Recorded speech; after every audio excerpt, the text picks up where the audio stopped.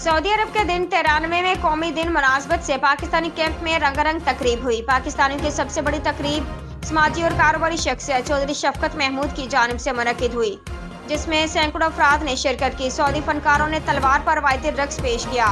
मुकामी फनकार नईम सिंध ने अरबी ज़बान में कौमी गीत पेश किए। तकरीब में पाकिस्तान कम्युनिटी और सऊदी मेहमानों ने भरपूर शिरकत की।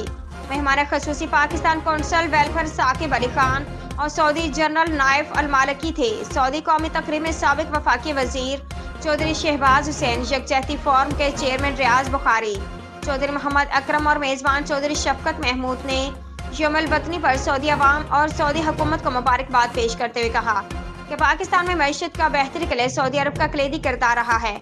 यहाँ बरसर रोजगार लाखों पाकिस्तानी ज़र मुबादला पाकिस्तान भेज रहे हैं। उन्हें तरसील ज़र के लिए बैंकिंग चैनल्स को तरजीह देने में अहम किरदार अदा करना चाहिए। सऊदी हुकूमत का पाकिस्तान के अलावा दुनिया भर में इमदाद का लामतनाही सिलसिला काबिल तारीफ है।